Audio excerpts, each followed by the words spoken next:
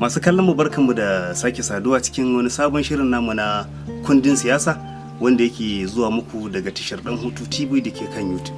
A yau shirin namu ya karɓi bakuncin basarake kuma babban dan siyasa mai kishin al'umma mai son ganin matasa sun samu ci gaba da ayyukan yi, wato Alhaji Shehu Muhammad Sunusi Ciroman Dutse ko kuma Osama a takaice. A ranka daɗe masu kallo da sauraro za su sanin takaitaccen tarihinka.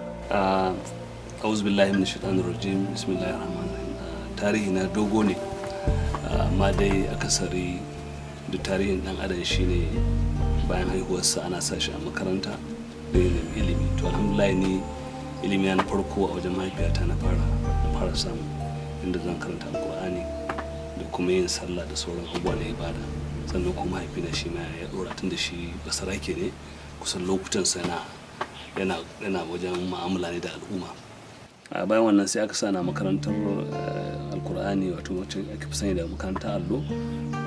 Daga nan kuma bacin na kai shekara 6 sai aka sa na makarantar boko wacce ake cewa wannan ke karatun zamani. Wannan na fara da na fara da kofar na isa a primary school na shekara 1 zuwa 2, sannan aka min transfer zuwa aka dauko ni zuwa Kwalli primary school. Da Kwalli primary school bacin na kammala na samu takardata ta zuwa gaba da primary, wanda na fara gamman secondary school transit Kadaure. Shi ma nan shekara muna shiga aji 3 sai aka lokacin wancan gwamnatin ta sojoji sai ta gina wata sabon makaranta a Borno. Anan na karasa shekara 2. Gaskiya ne. Bacin na wannan shekara 5 a secondary, Allah ce muke jarabata ta fito na samu kyakkyawan sakamako, sai na tafi jami'a Maiduguri wacce ake cewa University Maiduguri. Anan na fara yin digiri na yi diploma ma a can wajen. Sannan kuma na yi karatuttuka bacin wannan na yi diploma Ramat Polytechnic, sannan na yi diploma a School of Legal ta Kano. Sannan ina da digiri, ina da diploma guda 3, ina da ta Islamic Studies, ina da ta Mass Communication, ina da ta Advanced Public Admin. Wannan su ne diplomas ne. Sannan kuma ina da NCE guda 1 wannan ake ce mata Primary and Social Studies, ba double major kenan. Sannan ina da digiri guda 4 yanzu na 4 na 5 din akai. Ina da digiri a Islamic Studies, ina da shi a Peace and Conflict Resolution, ina da kuma shi a Public Admin. Sannan kuma ga wani wanda nake kai yanzu Social Studies Education a ABU Zaria. Wannan sannan kuma ina da postgraduate diploma in ITC. So wannan shine karatuka da na zamani a yanzu. To alhamdulillah mai girma Ciroma, mun ji irin gugurmayar da aka yi da al'umma. Kuma menene fatanka ko burinka a siyasance? Fatana a siyasa shine mun kawo ci gaba da canje-canje daga irin siyasar da ake yi a ta yanzu. Siyasa ta kwaɗayi, siyasa ta wulaƙanci, siyasa ta koya wa samari banga da shaye-shaye, siyasa ta zalincin riban dukiyar mutane, siyasa ta ƙarya da yaudara da alƙawuran da ba a cikawa. Wannan shine fatan mu kenan, da muke fatan Allah ya ba mu lokaci mu canja wannan tsari ya koma tsari na gaskiya, domin mu samu kyakkyawar al'umma. To alhamdulillah, ranka daɗe, ko za mu san suwa iyayen gidanka a siyasa? Ni ba da iyayen gida a rayuwata ma kwata-kwata, ba ma siyasa ba ni, amma iyayen gida na guda 2 ne a duniya. Shine mahaifiyata da mahaifi, kuma Allah ya musu rasuwa. So ba da wani uban gida, shi sa ni ma ban taɓa yadda ni ma na sa wani ya zama yaran gidana ba. So duk wanda muka yi mu'amala da shi muna mu'amala ne ta gaskiya tsakanin da Allah, kuma muna mu'amala ne wacce za mu taimaki mutane. Duk wanda ka gani ina mu'amala da shi, to mu'amalar ta ba wani zancen ni uban gidansa ba ne. Sai dai idan shi ya kalle ni a matsayin babban mutum, ya girmama ni, ne kuma ina kallon shi karamin yaro, ko kuma sa'ana ina ba shi girman sa, to wannan shi ne kan. Kuma a siyasa Allah ya sauke, kuma a siyasa ta ban yadda kowaye ya zama uban gidan wannan. Kowa uban gidan kowa ne, kowa yaron kowa ne, kowa abokin kowa ne, kowa abokin tafiyar kowa ne. Wannan shi ne. To masha Allah. To ranka daɗe, kasancewar ka fara siyasa a ainihin sabuwar jam'iyya, ko ne irin kalubale ka ke fuskanta? To alhamdulillahi, sanin kowa ne a Najeriya an dawo da siyasa, an fara siyasa ne a hijira ta 1990. So idan ka ce sabuwar siyasa, to kowa ma yana cikin sabuwar siyasa din.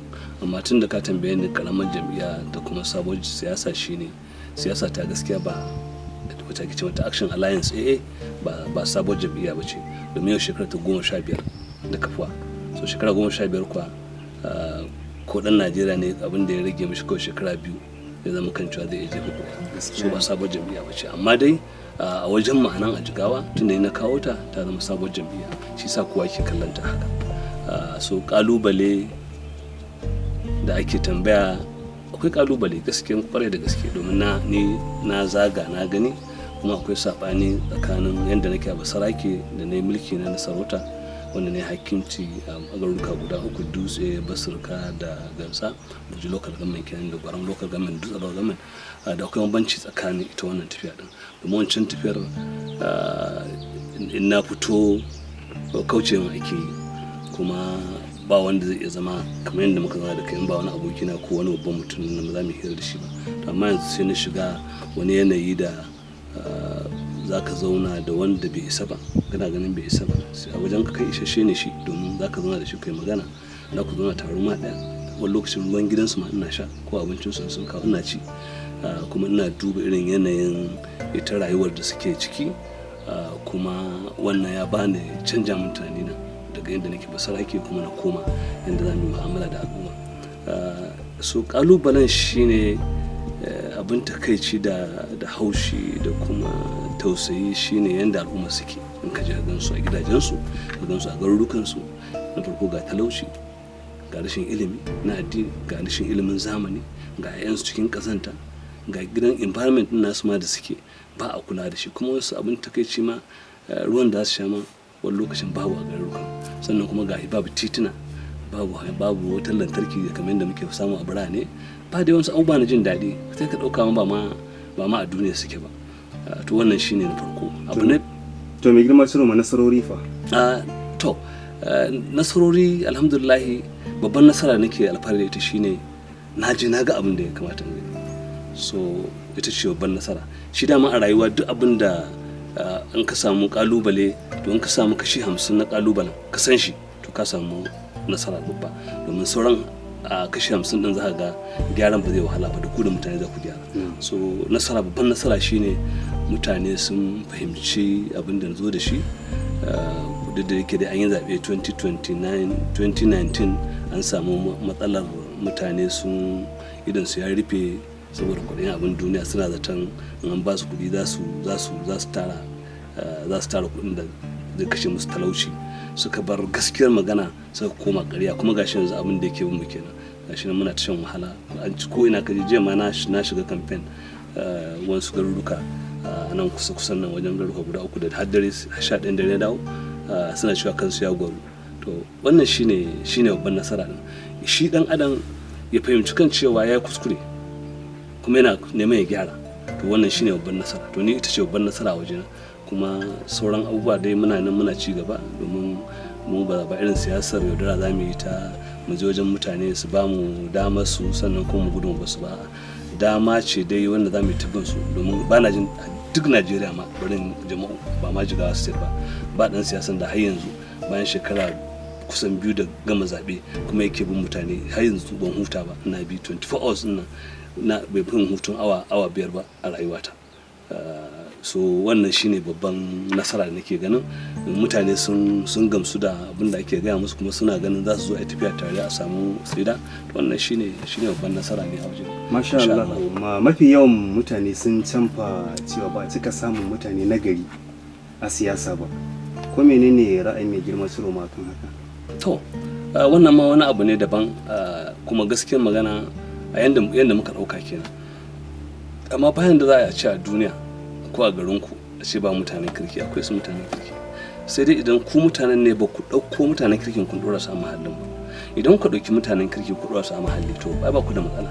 Misali mutum ne zai zo daga misali a Jigawa, dan Jigawa ne shi, yana ikirarin dan Jigawa ne shi, amma gidansa na Kano ko gidansa na Lagos ko gidansa na Abuja, ba zai sake dawa ba sai bayan shekara 4 sai ya zo ya wanke wa riga ya zo da katon mota ya ce wai shi shine mutum, ko mutane su bi shi suna abin bacin a gidan unguwarku misali, kai garinku misali, in aka ce maka tsakaninka da Allah ka faɗi wane ne nagartaccen mutane, aka iya faɗan guda 2 ko 3, to kaga ashe idan muna ɗauko su mutane nagartaccen mutane din muna auna su kuma a sa su tun da na farko su dama a gari suke a zaune, sun san matsalar garinku, sun san matsalar karamar kuma ku, sun san matsalar jihar su, sannan idan ka sa su za ka bibiye su, ba mutane ne da suke da iyali a Lagos ko Kano ko Kaduna ba ko Abuja ba, za ka bibiye su kuma tabbatar lokacin da aka saba su wannan amanar suna ana bibiyar su, domin rashin bibiya shi yake janwo wannan. So ina ganin akwai nagartattun mutane na Allah wanda suke tsoron Allah, suke tsoron lahirarsu, kuma suna ganin idan suka zo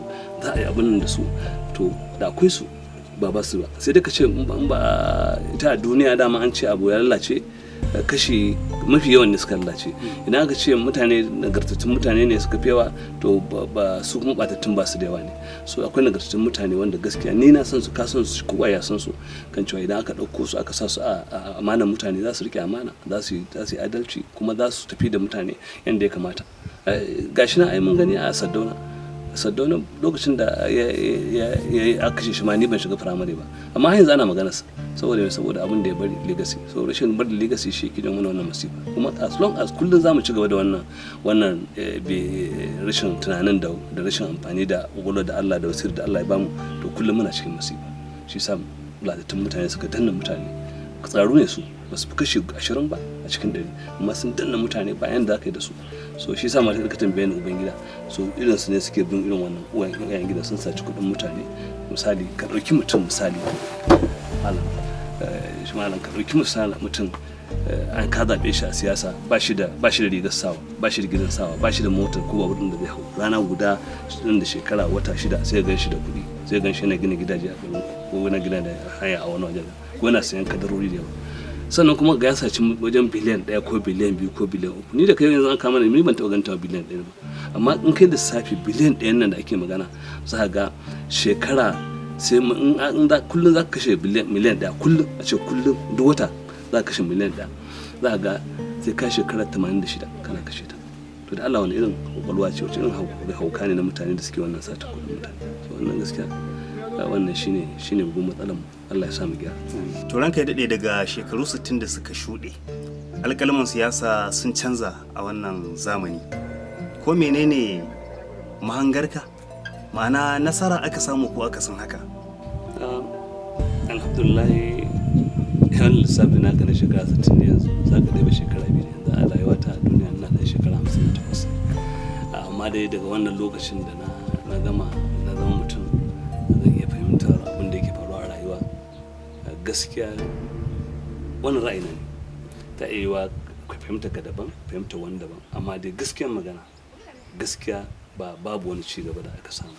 Dan cigaban da aka samu daga shekara 45 ne zuwa dan sama, lokacin da nake magana farkon siyasa, wanda su Saddauna, Tafawa Balewa, su Aminu Kano, su Zik, su Awolowo suka yi wannan mulki. To shine kawai za ka cika dan samu.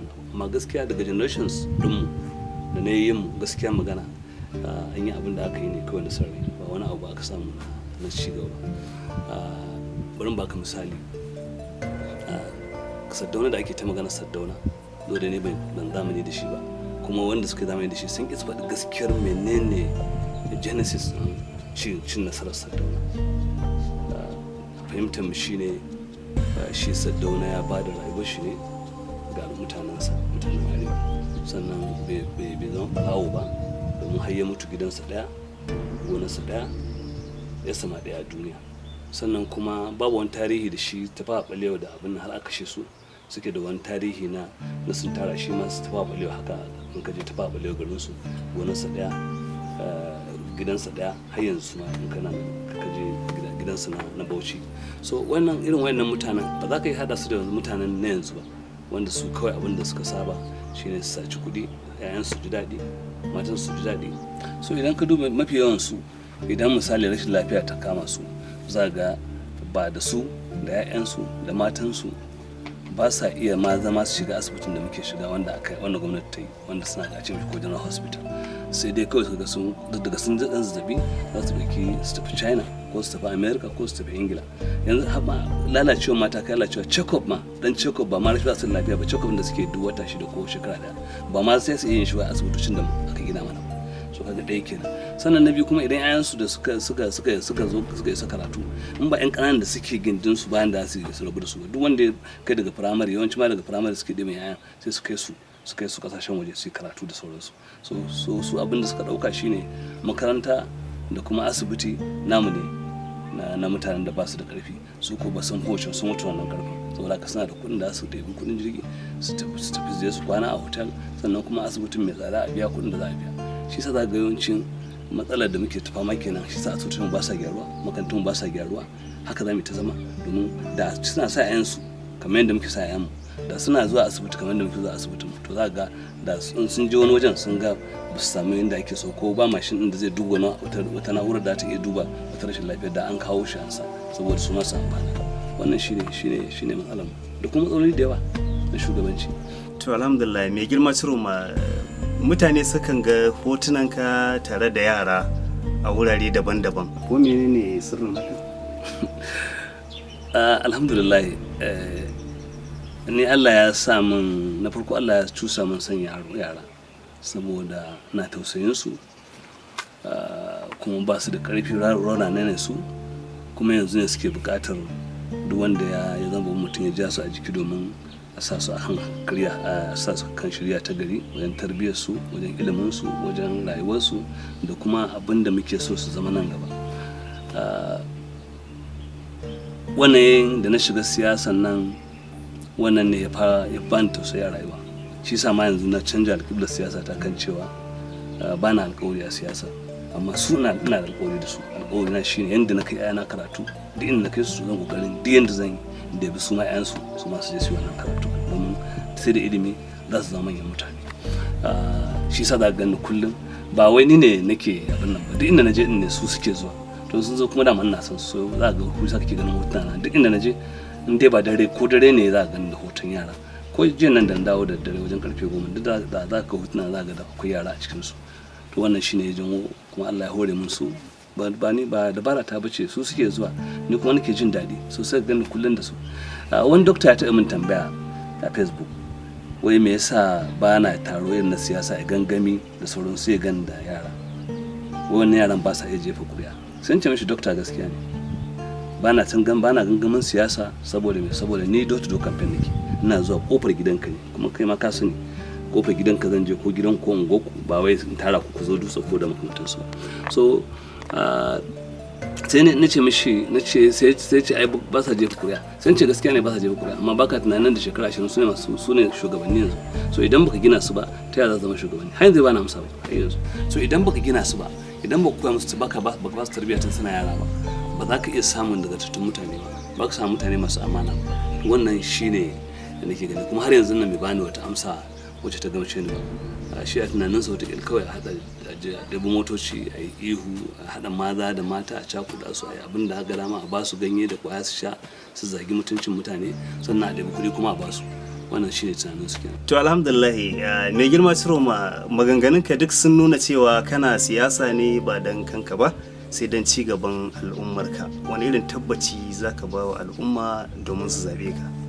To gaskiya ne, na shiga siyasa saboda al'ummata, kuma ba al'ummata ta dutse ba ta jigawa ma, ta arewacin Najeriya ma. Batun tabbaci da zan ba mutane ko su zabe ni ko kada su zabe ni ba ni ya kamata in ba da wannan amsa ba, domin da shiga ta siyasa da alƙawura na muke cikin zuciyarmu na al'umma, akwai wanda na san zai iya baka wannan amsa, shine injiniya Muhammad Abdullahi, cousin ina ne, kuma shine ma silasta na siyasa, mu shiga siyasa da sauransu. Shine ba da suka yi shawara su kan cewa za mu iya ba da wata gudunmawa a wannan al'umma za su amfani da ita, saboda ya ga baya abin da muka yi, misali Dutse Education Forum na hakimin Dutse, na kai ta Basirka, na kai ta Gansa, gashi na yanzu mutane suna ta amfana wa shekara 23. ina ganin da za ka samu ka neme shi shi zai iya gaya maka. Amma ni na farko ba zan gaya maka, in ma na sani ba na faɗa me yasa na shiga siyasa, sannan kuma ba na maganar alƙawari na mutane. Alƙawari ɗaya ne nake wa yara shine in na je su kaɗai nake wa alƙawari yanda na iyayena suka yi karatu, suka yi ilimin zamani, suka yi ilimin addini, haka nake so yayan kowa ya sami ilimin addini, ya sami ilimin zamani. To alƙawari na kenan nake a siyasa shi ɗaya, kuma Allah da ba zan canja ba har sai mun kai gaci kan cewa yanda yayana na kai su karatu shi haka su ma zan ɗabi yayan wayansu wanda ba su isa ba su ma kai su karatu, su ma zama manyan mutane. Muna da federal government colleges guda 110 a Najeriya, 110. A Jigawa muna da guda 2, a Kano muna da guda 2, a Kaduna muna da guda 2 ita ma. So amma abin takaici shine ƴaƴanmu ba sa zuwa, ƴaƴanmu ba a kai su, kuma kuɗin ma ake ɗiba a funding wannan, sai a funding Sunday da Monday. Bacin Aisha da Abubakar da Muhammad sa ba sa wani. So wannan shine kawai fata, wannan shine alƙawarin kawai. Kuma Allah da hanga siyasa alƙawarin kenan. Amma in maka alƙawarin ruwa ko alƙawarin wuta ko titi a wannan baya cikin wannan alƙawarin da aka yi ta bayan yanzu bai cika ba. So wannan shine fata.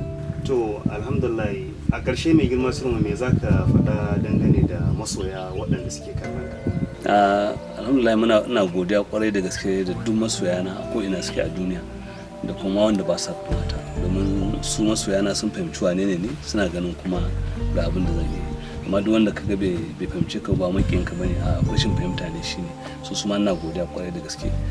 Fata na kuma da kira gare su shine wannan gwagwarmaya da muka fara ta, Allah da kuma ba za mu zauna ba, fatan mu shine ko bayan ranmu mu samu mutane nagartattu, a samu Usama masu yawa wanda za su zo su dora akan abin da muka dora.